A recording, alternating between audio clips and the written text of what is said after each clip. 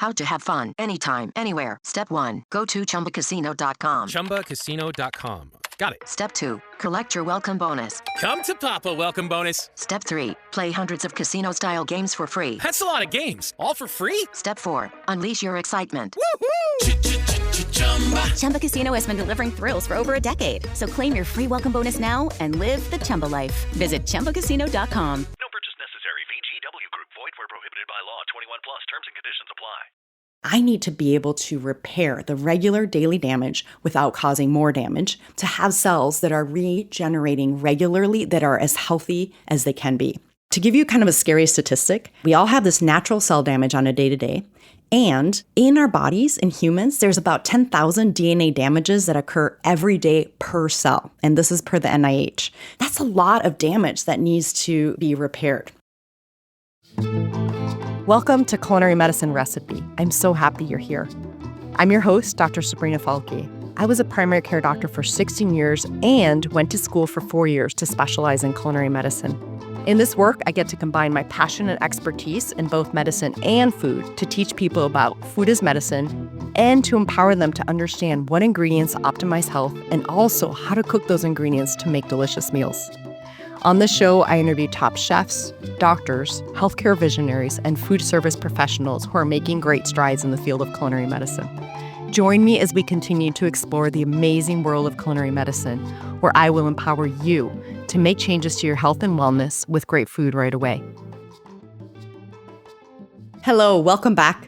I decided to take the time to develop this entire episode for a deep dive into inflammation because there's so many questions that come up about it, and there's a lot of misunderstanding as well as misinformation related to it.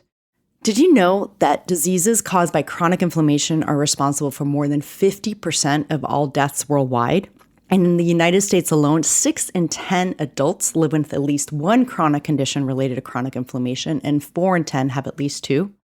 With that in mind, today's episode, I'm going to cover the difference between healthy or acute inflammation, which is protective, and harmful or chronic inflammation, why this is important, and of course, I'm going to talk about the role of nutrition and foods to help manage both acute and chronic inflammation, and specifically in chronic inflammation, what foods can improve, prevent, or even reverse chronic diseases. I would really love to know and better understand, what are you interested in? Whether it's an online class on this topic of either question and answer or an online cooking class. Let me know what sounds interesting to you by sending a quick email to info@alternativefoodnetwork.com. I really want to hear your opinion of what sounds like something you'd like to engage in. So to give us a run of the show, I'm going to start the episode talking briefly about acute inflammation, and the rest of the episode we're going to focus on chronic inflammation. Acute inflammation is a short-term response to injury, infection, or an environmental exposure.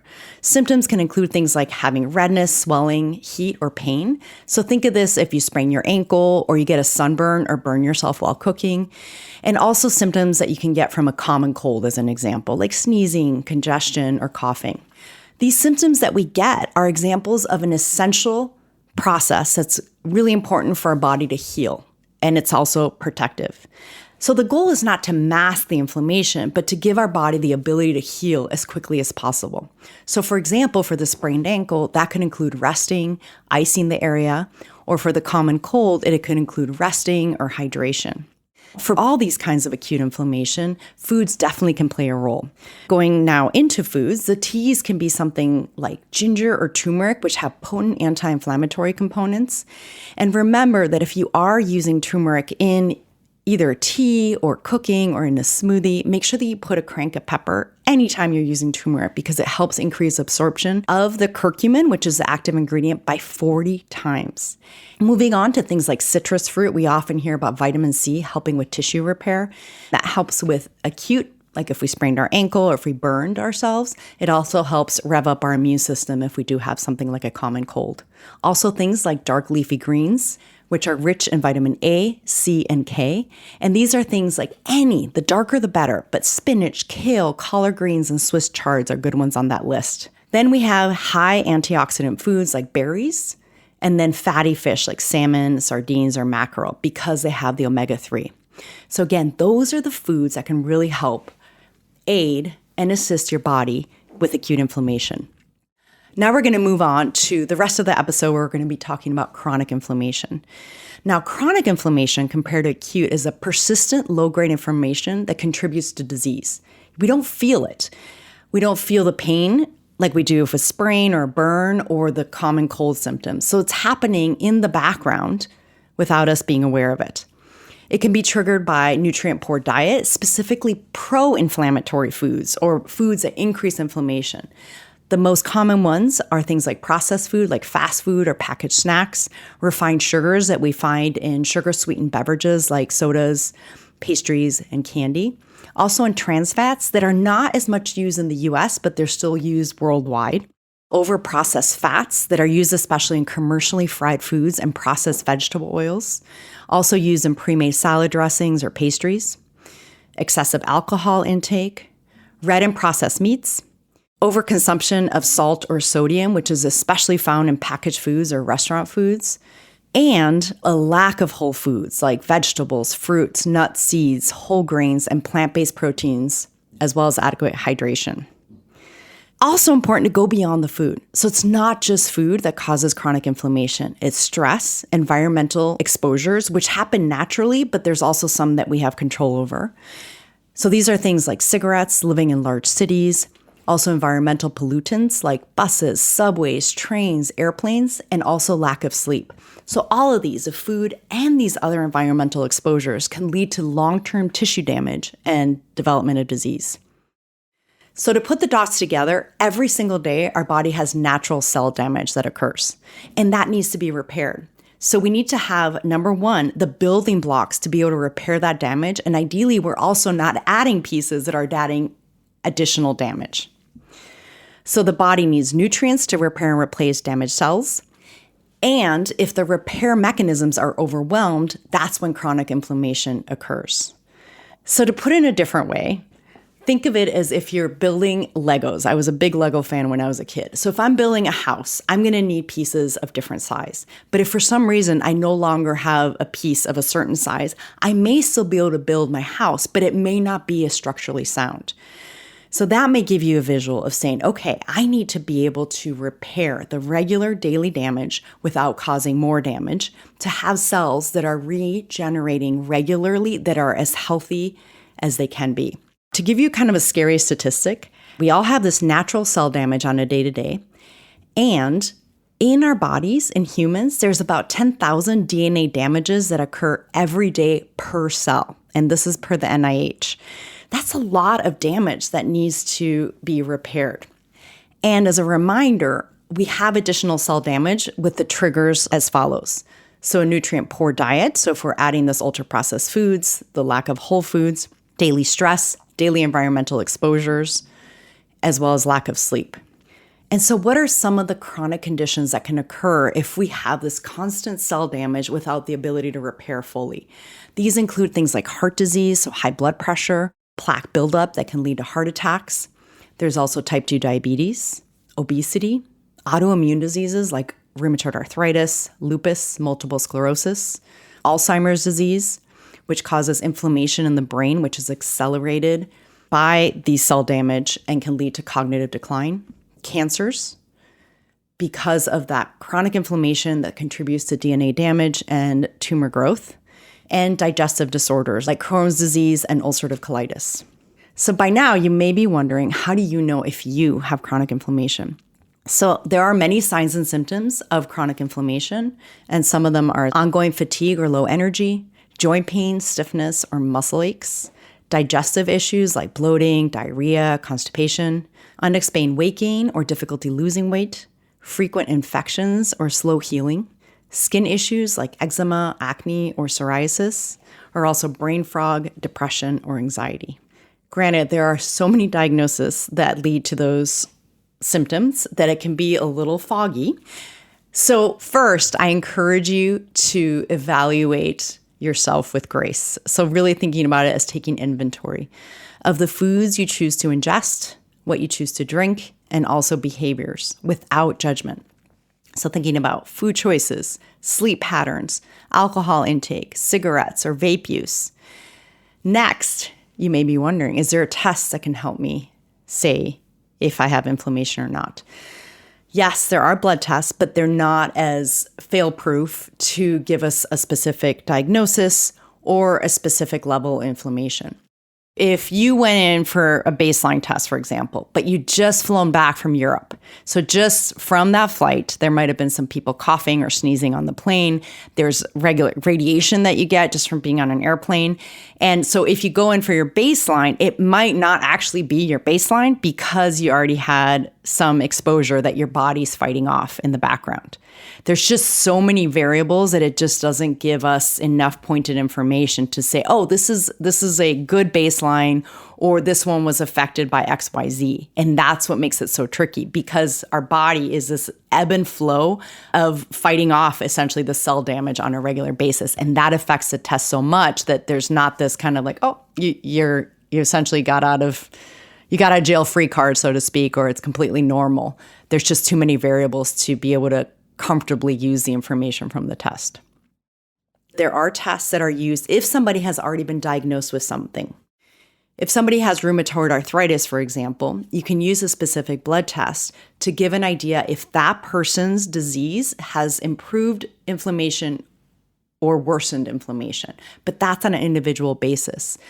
Overall, the blood tests that can be done, but again, are not foolproof. So my goal is not that you leave here today and run to get these tests, because they just don't point us in such a specific direction. So as far as blood tests that you can get, one marker is called C-reactive protein, or CRP. This measures general inflammation of the body. Yet again, it does not point in any specific direction. Another one is high sensitivity CRP, which is more specific for heart attack risk and really is only used in specific cases, and it's usually only used by cardiologists. Another one is ESR, or erythrocyte sedimentation rate, and that indicates ongoing inflammation. So this is where I mentioned with someone who has rheumatoid arthritis, for example, it can be used in that specific patient or individual to see the change in their disease. There are other markers like fasting blood sugar, insulin levels, and liver tests like ALT or AST that can also indicate chronic inflammation. Now, I want to make it clear that I don't emphasize doing these tests to get just this general without doing an inventory of how we're doing with our own choices on a day-to-day. And a good example is, for example, if I go to the dentist and I have no plaque, and in my head, I know I have not been flossing as much as I'm supposed to. If I have no plaque, I feel like, well, I don't really have to floss because I had a good outcome at the dentist's office. To remember, flossing is very good for dental health, just like having these foods that decrease inflammation and behaviors that help our body reduce cell damage are also really important, no matter what the blood test shows. So why do we want to turn to certain foods no matter what? Antioxidants, for example, again, help decrease that cell damage. These are found in fruits, vegetables, nuts, and whole foods. They help neutralize that cell damage, and they help prevent that chronic inflammation. So we want to stop that process of chronic inflammation forming.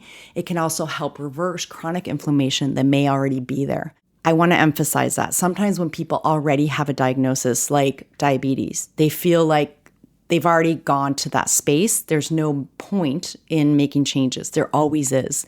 It can help reduce the amount of medications one needs, the amount of chronic inflammation, which can lead to even more problems with diabetes.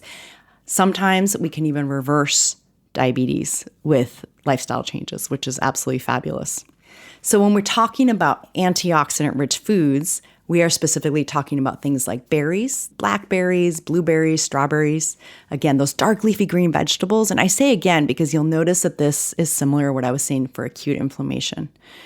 So we have those berries with antioxidants. We have the dark leafy greens. We have cruciferous vegetables like Brussels sprouts, cabbage, broccoli. Dark chocolate, over 60%, has a lot of flavonoids, which are also antioxidants. And then red and orange vegetables like carrots, bell peppers, sweet peppers. The goal of all this is to have foods that help reduce chronic inflammation. Really thinking about the broad strokes of this. What can you do? After listening to this, you say, okay, I took inventory and there are some changes I can do. Where do you begin? Try to fill up that plate with half fruits and vegetables, half whole grains, and half well thought out proteins. Adding nuts, seeds, and proteins like beans, and also fatty fish can really help reduce inflammation. Things like omega-3 fatty acids, again, in those fatty fish, which we also find in nuts and seeds. Antioxidant-rich foods like those berries, leafy greens, and nuts. Whole foods that have fiber and spices. Fermented foods like kefir, kimchi, sauerkraut. Hydrating foods like most vegetables and fruits are really waterlogged, which helps hydrate our body and it helps cell function be at its optimal. And those are the broad strokes. Now, to finish up, I want to emphasize that chronic inflammation is preventable with proper food choices, sleep, stress reduction, and regular hydration. Blood tests like CRP or ESR are not necessarily helpful as a general blood test. Small, consistent dietary changes can reduce disease risk, as well as managing our sleep, our stress levels, and other aspects that we do have control over. Can't emphasize enough the importance of a whole food, nutrient-dense diet for lifelong health. And what do you do with this information? How do you start? Number one, really think of low-hanging fruits.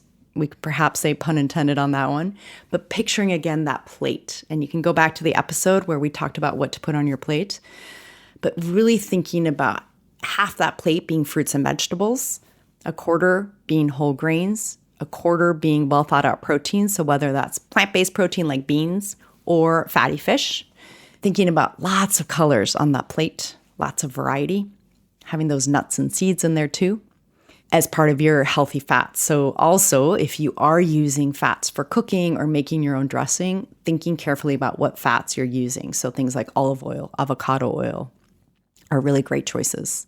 Being mindful of when we choose to have ultra-processed foods or added sugars. And remember to stay hydrated and prioritize good sleep and stress management. I hope you found this episode helpful to truly understand inflammation, when it's good, when it's damaging, and what you can do about it. Until next time, salud and bon appetit. I hope you feel motivated by this episode. Please leave us a rating and a review and mention our show to others who you think could use this information. That could be your doctor, it could be somebody who works in the food service industry who's interested in the health components. It could be a friend that is working on their health journey. If you want to hear more, please remember to follow Culinary Medicine Recipe on your favorite podcast listening platform. Until next time, salud and bon appetit.